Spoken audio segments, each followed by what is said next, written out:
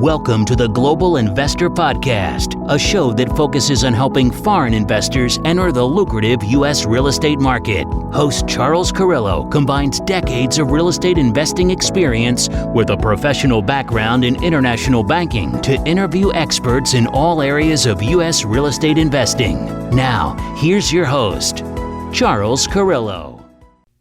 Do you have money sitting in the stock market and you're worried about it? Or worse, you have money sitting at the bank, not keeping up with inflation? My name is Charles Carillo, founder and managing partner of Harborside Partners. And since 2006, I've been investing my money and my family's money into income-producing properties. These are real assets, real properties with real addresses that produce real cash flow. At Harborside Partners, we provide passive investors who love real estate with a turnkey investing solution. If you want to put your money to work in real estate but can't find deals, don't have the time to get funding, and the last thing that productive people want to do is manage real estate. We find the deals, we fund the deals, and we manage the tenants, the termites, and the properties. Partner with us at investwithharborside.com. That's investwithharborside.com. Go to investwithharborside.com. If you love real estate, you like the idea of passive income, and believe that income-producing properties will appreciate over time, go to investwithharborside.com. That's investwithharborside.com. Welcome to another episode of the Global Investors Podcast. I'm your host, Charles Carillo. Today we have Kevin Romney. In 1989, Kevin founded the Romney Group, which owned and developed commercial property and managed retail, office, and medical projects. In 2019, Kevin founded the Camino Verde Group, which acquires value-add properties and manages the repositioning and asset management.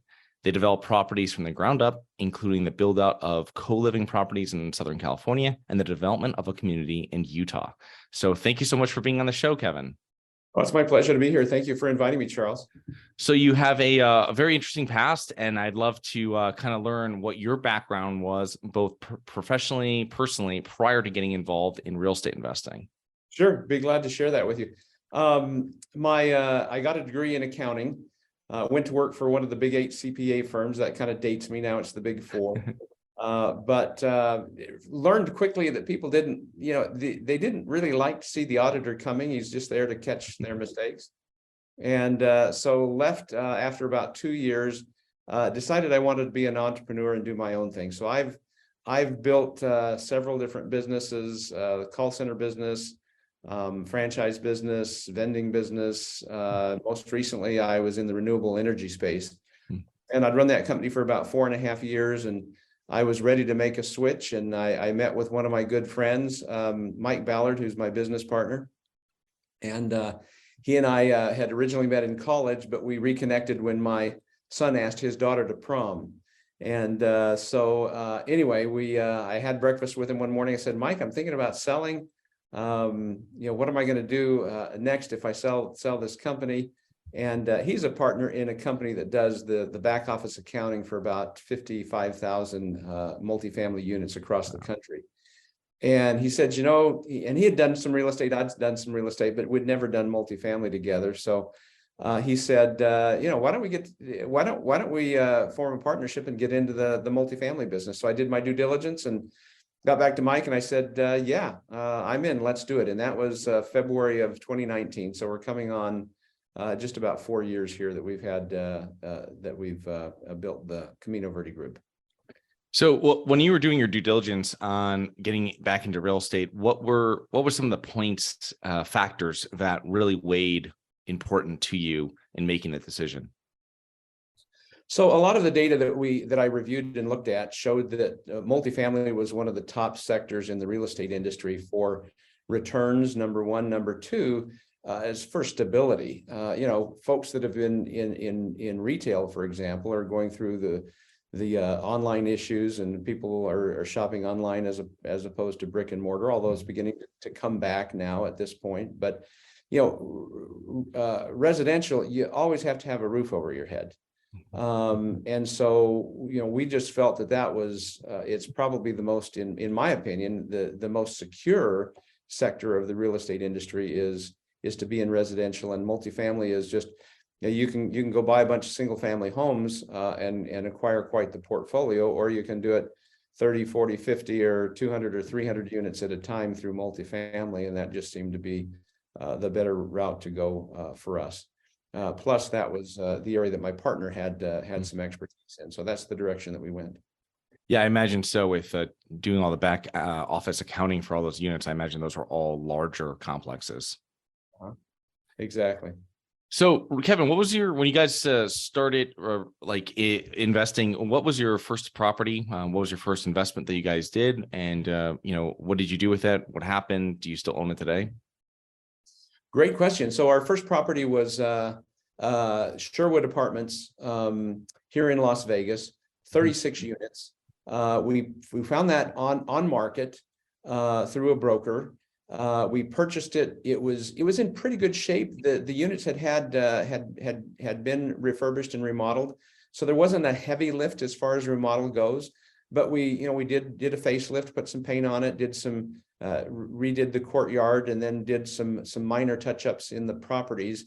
And it's been a great property for us. We currently still own that property. We have tinkered with the possibility of selling it. We actually had it under contract for a time, but with the increase in the interest rates from the Fed, the credit markets have been choppy, but anyway, it's a great stabilized asset that's got a great interest rate on it, especially with today's rates. And we still own that and manage it, and it's been a great asset for us and for our investors as well. So, Kevin, you're being based in Las Vegas. You've been at this prior to COVID, and I really haven't spoken to an operator that went through COVID in Las Vegas. And as I read online during that time, Nevada was about almost 33% unemployment rate at that point, where a lot of the places where we are in the Southeast were 12 or 13. How did you guys fare with having that hit you guys immediately in the beginning of 2020? Great questions, Charles. We at the time that COVID hit, we closed on a property just at the height of everything shutting down. And I have to tell you, we were very nervous as to whether or not we should even continue. We thought maybe we should just walk away from this deal. We went ahead and closed on it and did the deal. That property has also turned out to be a super property for us. But I'll tell you a story. We did have, so at the time of COVID, we had 3 properties here in Las Vegas. And one of our properties, one of our major investors was just very concerned. He thought, everything was going to fall apart, and he wanted to sell. So we were able to put that up, sell it. We made our investors good money on that one. But the other 2, we continued to go and run through the pandemic. And to be honest, yes, we had 30% unemployment, but we had people moving in left and right from California and other places that wanted to take advantage of the great benefits that we have being here in Las Vegas. And so rents grew. I mean, we saw 25% increase in rents. We certainly had some challenges with delinquencies. Our properties are Class C workforce housing, but the government CHAPS money and the pandemic money was able to assist many of those people. We did have some people that took advantage of the situation, and they sat there. We had at least one person who didn't pay rent for a full year, and it wasn't until after the pandemic was over that we were finally able to get them out of the property. But anybody that would talk to us, anybody that would work with us, we were very flexible with being able to come up with a payment program or working with them to help get government funding. And really, it didn't affect us terribly. The properties fared very well. As I said, rents increased, and we were able to help most people find help. And so we didn't even really, of course, they had eviction moratorium, so we couldn't evict folks. But even after we came out of the pandemic, most of the folks continued to live with us and stay with us because we'd worked with them and worked through those issues and problems. Yeah, the problems when I self-managed properties for years, it was when you don't have the contact, the communication, that's when you get nervous. Right. That's when you know there's an issue. It's one thing if they come to you and I got this issue, and then everything's being poured out, and you're like, okay, now we can make a deal. We'll find something that works, right? It's the thing is like when you're like, we have no idea if person's ever in this apartment anymore. We have no idea. Am I paying for electric? Are they paying for electric? What's going on over here? So I know how that goes. Exactly right. Anybody that would talk to us, work with us, answer their door, we worked with them and helped work through the issue. But Some people just said, we're not gonna, it wasn't very many, probably only one or two that just ignored us. And like you said, we didn't even know if they still lived there or not. Yeah. Because they wouldn't answer the door, they wouldn't answer a phone, they wouldn't answer a text, but they were there, and we're just kind of hiding out and taking advantage of the situation. But again, that was a very small portion. Most people were anxious to work with us, and we were anxious to work with them, and it turned out being not near as bad as anybody had anticipated it was going to be. Well, good. So most real estate investors prefer off-market deals, and I know you guys do as well. And what do you consider to be some of the major advantages of doing off-market deals? So we probably about 60% of the deals that we purchase, and we've been in business almost 4 years now. We've got 15 different projects we've been purchased or working on. So about every quarter we do a deal, and we prefer about 60% of those have been off market, and we prefer off market for a couple of reasons. Number one is there's a whole lot less competition. When you're bidding with a lot of other people and you get to best and final, and it's just when you're bidding against 10 other people, the price can accelerate, and your chances of being able to get a deal done go down dramatically. So that's item number one of why we like to do off-market deals. Another reason is that the timeline is frequently a little bit, the pace is a little bit slower. It's not the timeline's not accelerated. So we can take our time a little bit more with due diligence. We can take our time a little bit more with negotiating. And so it just generally all around it's just a much better process if we can find a property that's off market. When people, I think, hear the words off market, I believe they think that a buyer like you is cold calling different property owners. But obviously with larger complexes, that's not usually the case. I mean, what were some of the sources that you have utilized to find some of these off market deals that you successfully purchased? That's a great question. So the way that we've found them is, a couple of different ways. We've gotten leads from insurance agents. Attorneys, CPAs can give you great leads. I'll tell you a fun story. Again, I mentioned my partner and his work with doing the back office accounting. A lot of his clients are property managers. Many of them are property, people who've broken off from the bigger companies that are starting their own property management company. And he had a gal that was in the Nashville area who broke away from her company, and she said, "Mike, I want to manage a property for you." And he said, "Well, okay, go find one." And she was able to find an off-market deal for us that we were able to secure. Actually, we were able to do seller finance on that property as well, and about 260 units, and it's just been a phenomenal property. So that was one source of being able to find an off-market deal, was through property management company. But the majority of our off-market deals come from brokers.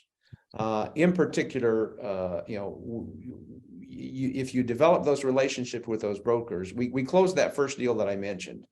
And once that broker knew we could get a deal done, we became one of his preferred buyers. And so anytime he'd get something that would come in that was off market, or sometimes even pre-putting it, before putting it on the market, he'd let us take a look at those, and we've been able to buy, I think, probably 4 or 5 additional properties through him that were off market. So brokers has been the main things, but property management companies, insurance companies, CPAs, attorneys, all of those can be great sources for off market properties. So with some of these off market deals, I imagine you've gotten, or you've spoken to these owners previously about owner financing. How have you created deals, if any, with owner financing? And how's that process go if you had, like, through a broker? Because now you're not direct to the owner, let's say. So if we work through a broker, let me cover a couple of things about owner finance. First of all, so we never come out with that being our first option. Sellers are not really excited about doing a seller finance. So we never come out with that to begin with. But as facts come available, and as we get down the road in the negotiation process and we learn certain things, we can then say, okay, this might be a candidate for owner finance. For example, the deal that we did out in the Nashville area, it's actually in Kentucky, just over the border. This particular property was managed. The individual had bought it, had paid cash for it. So that's an important thing. If you're going to do a seller finance, generally they need to own it free and clear. That's not always the case, but generally they need to own it free and clear.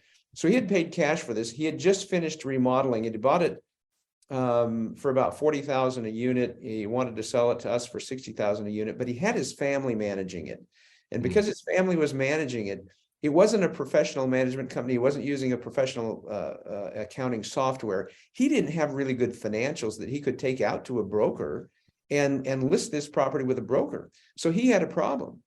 He couldn't really go out and list this as a normal owner would.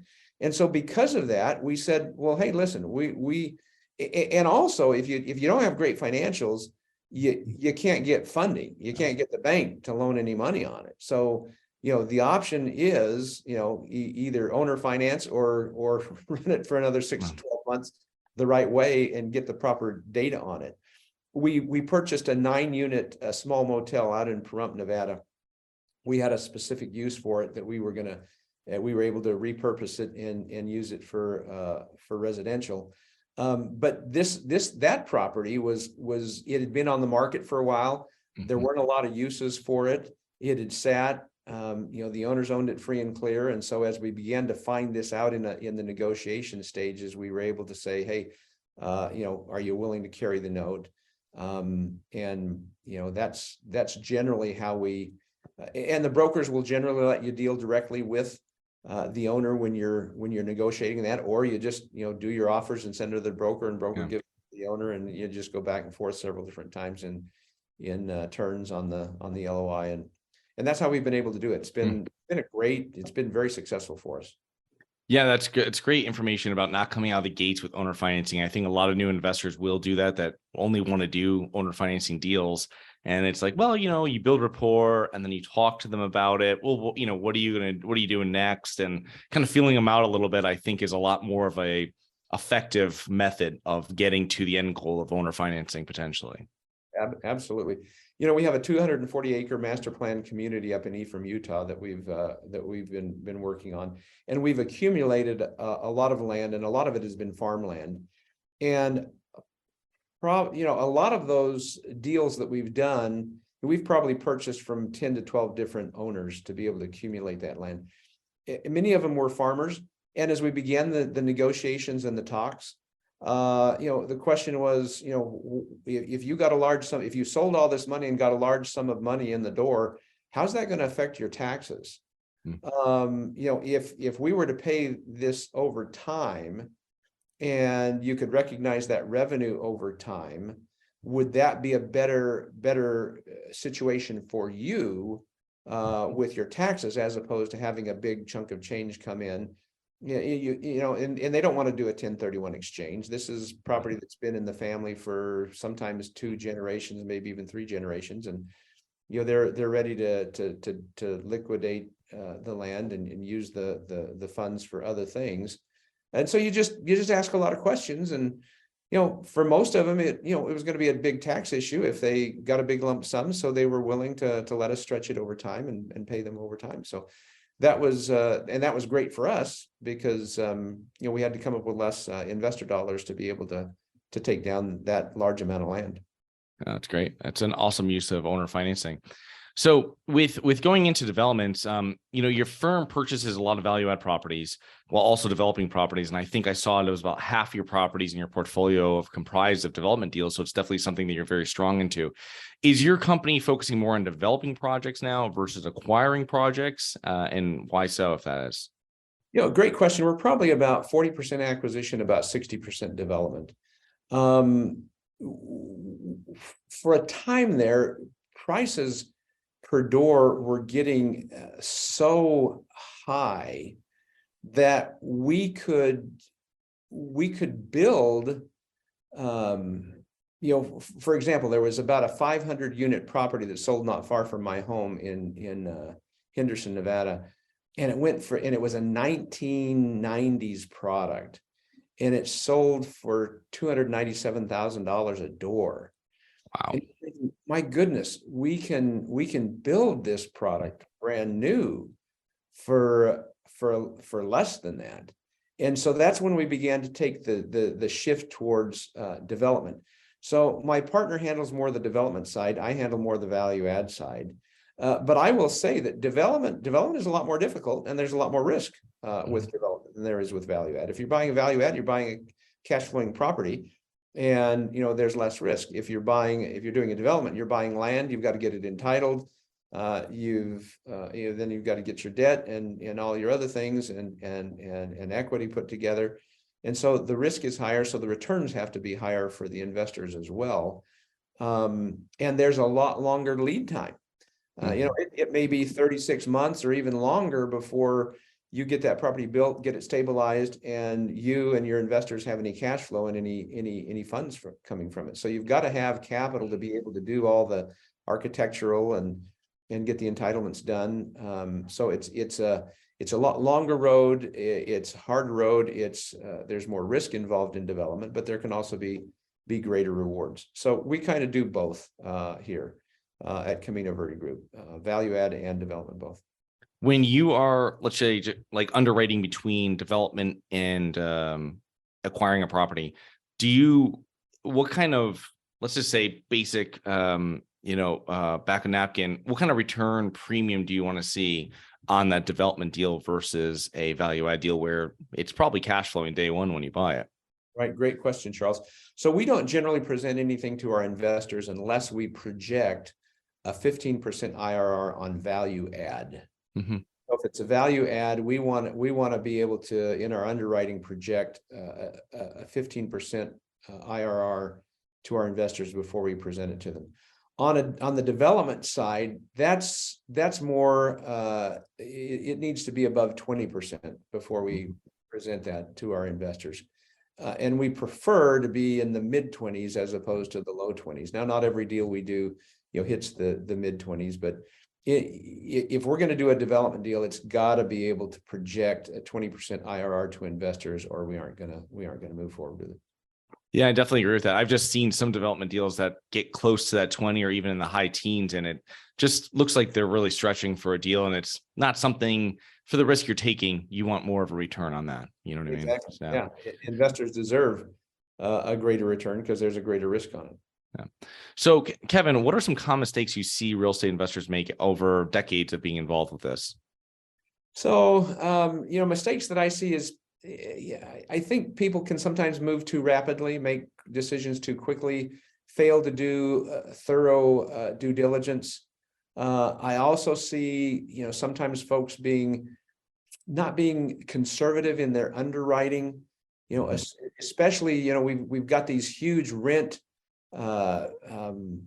increases that we've experienced over the last 2 or 3 years, and some people are underwriting that those increases are still going to continue at higher rates. We tend to be more conservative.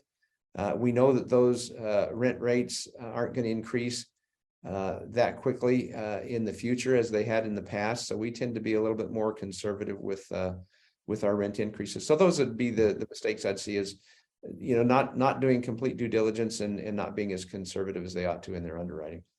Yeah. Have people underwriting what they did 2 years ago. They're still using those rent increases in today's numbers is something you see a lot, or they're not doing the increases in insurance, for example, expenses that, hey, that's going to be going up much higher than you're expecting. Absolutely. Insurance has gone up dramatically, hasn't it? It's all parts of the country. I mean, I'm down here in Florida, but I've seen properties double digits in other parts of the country as well, when the policies come up. So it's just something you have to keep an eye out when you're underwriting. Right. So Kevin, I like when I get successful people on the show, I love asking them how their relationship towards money has changed over the years, because probably where you started out, it's probably a little different than where you are now, right? It is. That's a great question.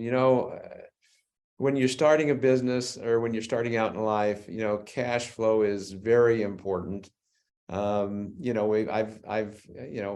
married and have kids and now grandkids, and being able to support and fund and give them the lifestyle that you want is very important. So So I think when you're starting out, money and cash is important to be able to accomplish your goals for you and for your family. But as you grow and as your balance sheet grows and your bank account grows, that's always the primary importance is taking care of your family. But as you become more successful at what you do, I think the focus changes to how can I now help the community and help others. And so, I guess my attitude towards money and cash is now it's more, how can we use that to benefit other folks and to do good for other people? Most of the deals that we do, I'd say almost every deal that we do has some sort of social good connected with it. For example, we have one property that's got a master lease on it with a veterans organization. And, they're great tenants. And we lease it to them for less than market rate, just because it's got a social good, it's got a cause. We've got these veterans who dedicated a large portion of their lives to defending us and our freedoms, and we want to give back. And so most of our properties, we always want to make sure, look, we want to have a nice, safe place that's affordable where people feel safe. So I think now at this point in my life, it's how can we give back? How can we bless others? Where can we, what organizations and charities can we help to move society forward and make things better for all people? That's great. What do you think are the main factors that have contributed to your success over the years, Kevin? Great question. And I would say two things: great mentors and hard work. We have had some incredibly good mentors since we started this business. A group that we worked with out of Austin, Texas, that helped us acquire this property in the Nashville area, and mentored. And one of the gentlemen was on the phone with me every week for a couple of months, just teaching me about the business. And so, great mentors has been a wonderful thing. And because we had great mentors, we try and give back, and now we try and mentor other folks as was done for us. So mentoring is incredibly important, surrounding yourself with good people, and then you just have to work hard and not give up. It's a hard business. It's a great business. It's a great business, but it's also a hard business. So you just stay at it. And if you get hit a few bumps in the road, don't give up. Just keep going after it, and persistence and hard work, and it'll pay off. Kevin, how can our listeners learn more about you and your business? So, Charles, they can go to our website, which is www.caminoverdegroup.com. And I would be delighted to get emails from anyone. My email address is kevin@caminoverdegroup.com. Well, Kevin, thank you so much for being on the show today. Looking forward to connecting with you here sometime face-to-face in the future. Great. Charles, thank you very much for inviting me. It's been a pleasure. Have a great rest of your day. All right. Thanks. You too. Hi guys, it's Charles from the Global Investors Podcast. I hope you enjoyed the show. If you're interested in getting involved with real estate, but you don't know where to begin, set up a free 30-minute strategy call with me at schedulecharles.com. That's schedulecharles.com. Thank you. Thank you for listening to the Global Investor Podcast. If you like the show, be sure to subscribe on iTunes or Google Play to get new weekly episodes. For more resources and to receive our newsletter, please visit globalinvestorpodcast.com. And don't forget to join us next week for another episode. Nothing in this episode should be considered specific, personal, or professional advice. Any investment opportunities mentioned on this podcast are limited to accredited investors. Any investments will only be made with proper disclosure, subscription documentation, and are subject to all applicable laws. Please consult an appropriate tax, legal, real estate, financial, or business professional for individualized advice. Opinions of guests are their own. Information is not guaranteed. All investment strategies have the potential for profit or loss. The host is operating on behalf of Syndication Superstars, LLC exclusively.